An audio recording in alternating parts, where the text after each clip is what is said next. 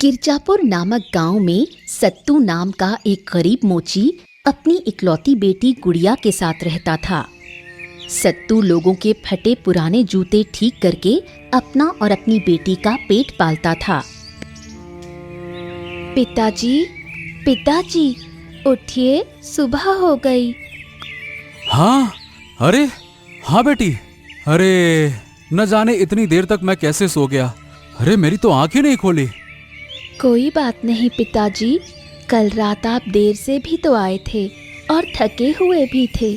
शायद इसी वजह से आपकी आंखें नहीं खुली होंगी। हाँ बेटी, शायद तुम ठीक कह रही हो। चलो खैर, मैं जल्दी से मुंह हाथ धोकर दुकान के लिए निकलता हूँ। हाँ ठीक है पिताजी, आज मैं भी आपके साथ दुकान चलूंगी। ठीक है बेटी। फिर कुछ देर में सत्तू अपनी बेटी गुड़िया को अपने साथ दुकान पर लेकर जाता है। पिताजी, आज मैं देखूंगी कि आप कैसे काम करते हैं और फिर मैं भी आपके साथ आपका हाथ बटाऊंगी। नहीं बेटी, नहीं नहीं, ये मेरा काम है, इसे मुझे ही करना है। तुम बस चुपचाप यहाँ बैठकर ये सब देखो, है ना बेटा। सत्तू ये कहकर ग्राहक के इंतजार में दुकान पर बैठ जाता है। फिर कुछ देर में एक ग्राहक सत्तू के पास आता है। ए, सुनो सत्तू। जी साहब, बताइए क्या सेवा कर सकता हूँ। अरे सत्तू, ये देखो, ये मेरे जूते खराब हो गए हैं, इन्हें ठीक कर दो। जी साहब, क्यों नहीं, मगर मुझे पहले इन जूतों को पूरी तरह से खोलना होगा, इसके बाद ही मैं इन्हें बना पाऊंगा साहब। हाँ हाँ ठीक है, तुम इन्हें पूरी तरह से खोल कर बना दो, बाकी इसकी जो लागत होगी वो मैं तुम्हें दे दूंगा, ठीक है ना। ठीक है साहब, मैं आपके जूते अभी बना देता हूँ। फिर सीधा साधा सत्तू उस ग्राहक के जूतों को खोलकर दोबारा सिलकर नया बना देता है, जबकि उसे ऐसा करने में बहुत मेहनत और बहुत समय लग जाता है। हाँ, ये लीजिए साहब, आपके जूते बनकर तैयार हैं। हाँ। अरे वाह सत्तू, तुमने तो इन पुराने जूतों को बिल्कुल नया जैसा बना दिया। खैर, तुम बताओ कितने पैसे हो गए तुम्हारे। साहब, इन जूतों के 50 पैसे। क्या 50 पैसे?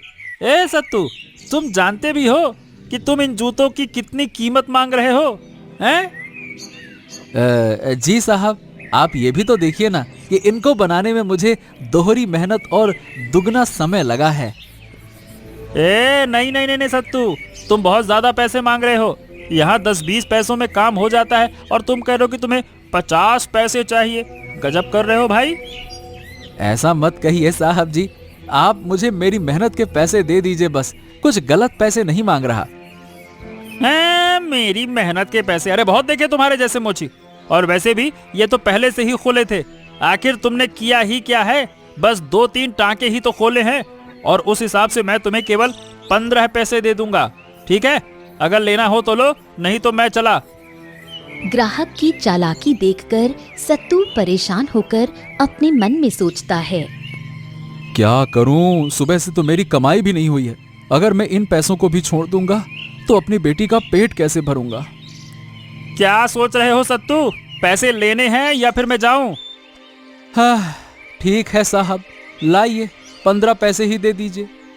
हाँ ये हुई ना बात। अगर आइंदा से ऐसा करोगे तो कोई भी तुमसे काम नहीं करवाएगा, समझ गए। ये लो पैसे। वो चालाक ग्राहक ये कहकर हंसता हुआ वहां से चला जाता है। हाँ, दुनिया में कैसे कैसे लोग हैं जो हमारी गरीबी का फायदा उठाने के लिए हर पल तैयार रहते हैं। काश भगवान इन्हें थोड़ी सी सद्बुद्धि दे दे ताकि इन्हें हम जैसे गरीबों का दुख समझ में आए। अभी सत्तू ये सोच ही रहा था कि उतने में उसकी बेटी गुड़िया कहती है, पिताजी आप चिंता मत कीजिए, एक दिन मैं बहुत सारा पैसा कमाऊंगी, फिर आपको इस तरह परेशान नहीं होना पड़ेगा। अच्छा चलो ठीक है, मेरी बेटी कहती है तो मैं मान लेता हूँ, क्योंकि मुझे यकीन है कि मेरी बेटी जरूर एक दिन कुछ बड़ा करके मेरा नाम रोशन करेगी। हाँ।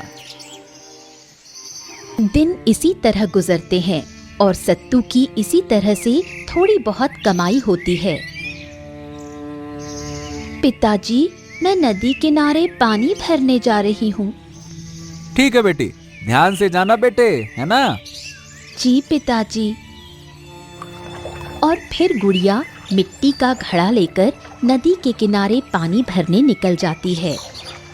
जल्दी जल्दी पानी भर लेती हूँ, फिर मुझे वापस पिताजी की दुकान पर जाना है।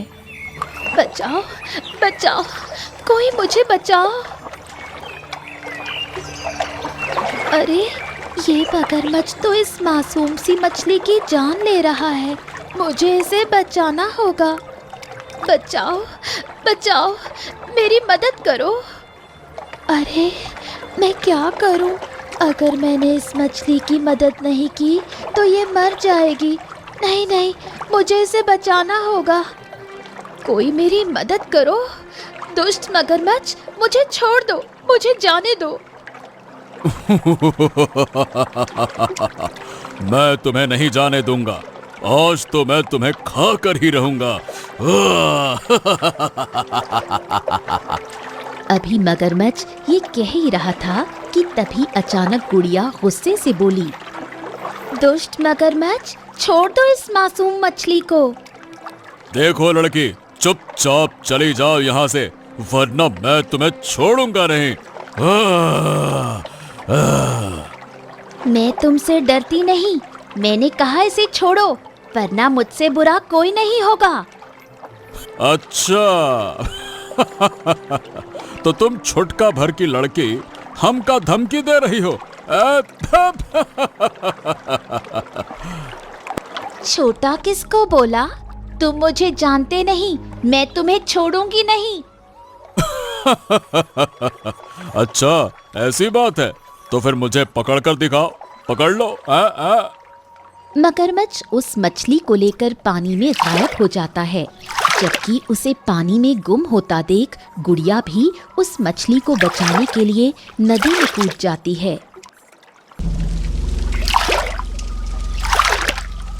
छोड़ो, मुझे जाने दो। आहा, कितना लजीज खाना है। मगरमच्छ अभी मछली से ये कह ही रहा था कि तभी अचानक वहाँ पर गुड़िया भी आ जाती है। दुष्ट मगरमच्छ, तुझे क्या लगता है कि मैं दब्बू लड़की हूँ जो तुझसे डरकर वापस चली जाऊंगी? हाँ, मुझे वाकई में लगा था कि तुम मुझसे डरकर अब यहाँ नहीं आओगी, क्योंकि आज के इंसानों में दया कहाँ होती है, और वो तो केवल अपना भला सोचते हैं। होते होंगे वो लोग खुदगर्ज, मगर मैं नहीं हूँ, क्योंकि मेरे पिताजी ने मुझे दूसरों की सहायता करना सिखाया है। हाँ हाँ, ठीक है लड़की, अगर तुम वाकई इस मछली को बचाना चाहती हो तो तुम्हें मेरी दी हुई परीक्षा में सफल होना होगा। ठीक है, मैं इसे बचाने के लिए कुछ भी करने को तैयार हूँ। बताओ क्या करना होगा मुझे? इस गहरी नदी के अंदर एक गुफा है। उस गुफा में एक मायावी नागराज रहता है, जिसके पास एक सफेद नागमणि है। तुम्हें वो नागमणि लेकर आना होगा। नागमणि? ठीक है, मैं ले आऊंगी, मगर वो गुफा कहाँ है? ये तो तुम्हें वहाँ जाने के बाद खुद ही पता चल जाएगा। मगर एक बात है, मैं तुम्हें बता दूं, आज तक जो भी उस गुफा में गया है, वो जिंदा वापस नहीं आया है। ठीक है, मैंने सोच लिया है, मैं इस मासूम मछली को जरूर बचाऊंगी और तुम्हें वो नागमणि जरूर लाकर दूंगी। ठीक है, तो फिर जाओ। मगरमच्छ की बात सुनकर गुड़िया उस गुफा को ढूंढने के लिए निकल पड़ती है।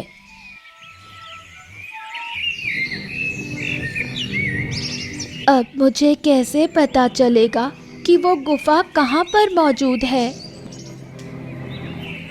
गुड़िया ये सोचते सोचते आगे बढ़ रही थी।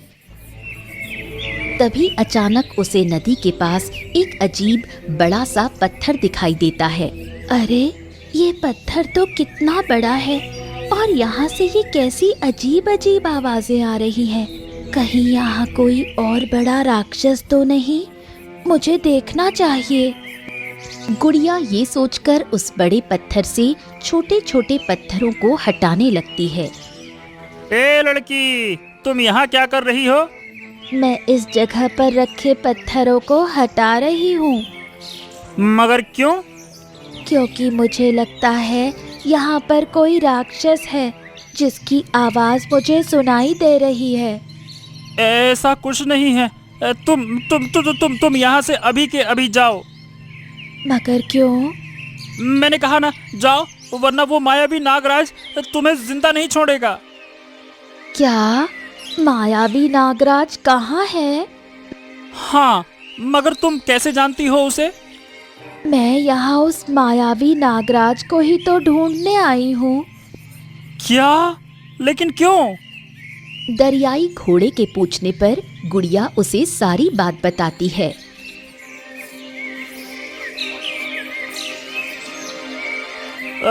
देखो गुड़िया, तुम एक मछली के लिए अपनी जान जोखिम में मत डालो। वो मायावी नागराज बहुत खतरनाक है, वो तुम्हारी जान ले लेगा। मैं उस मछली को बचाने का वचन देकर आई हूँ।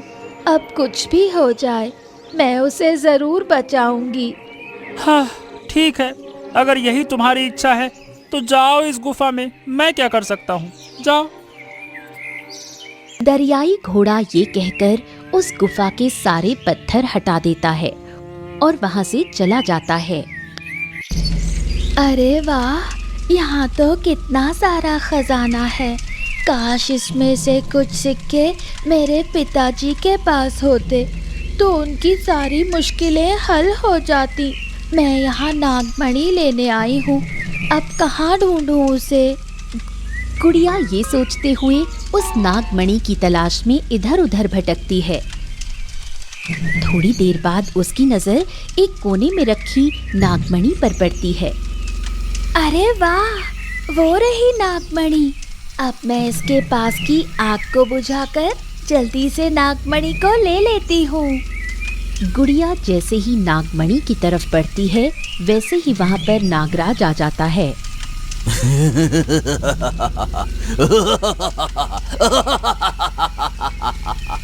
एक नया शिकार, बहुत दिनों के बाद आया शिकार।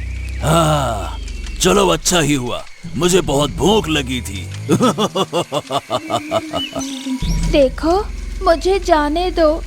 अच्छा, और क्यों? तुम तो यहाँ खुद चलकर आई हो ना, तो जाने की बात क्यों कर रही हो? क्योंकि मैं यहाँ उस नागमणि को लेने आई थी। अच्छा, तो तुम लालच में यहाँ आई हो। अब तो तुम बिल्कुल भी जिंदा वापस नहीं जा पाओगी। मैं तुम्हें भी उन लालची लोगों की तरह मार डालूंगा। मैं कोई लालची लड़की नहीं हूँ नागराज, मैं तो यहाँ किसी की मदद करने आई थी। मदद?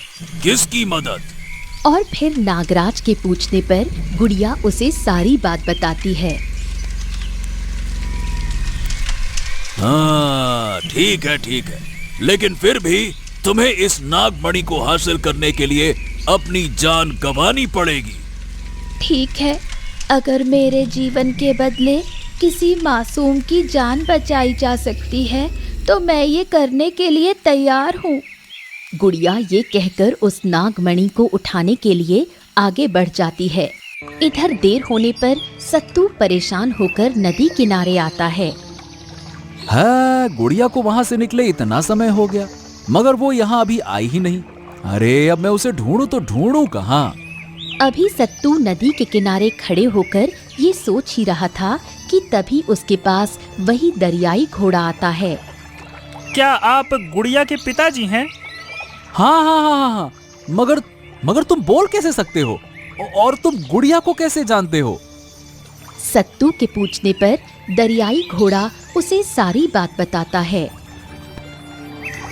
मुझे जल्दी से मेरी बेटी के पास ले चलो, जल्दी करो। ठीक है, आप मेरे ऊपर बैठ जाइए, मैं आपको उसके पास ले चलता हूँ। चलिए। फिर कुछ ही देर में वो घोड़ा सत्तू को लेकर उस गुफा के पास पहुँच जाता है। इधर नागमणि उठाते हुए वो नागराज गुड़िया को डस लेता है। पिताजी, काश मैं आपको आखिरी बार देख पाती।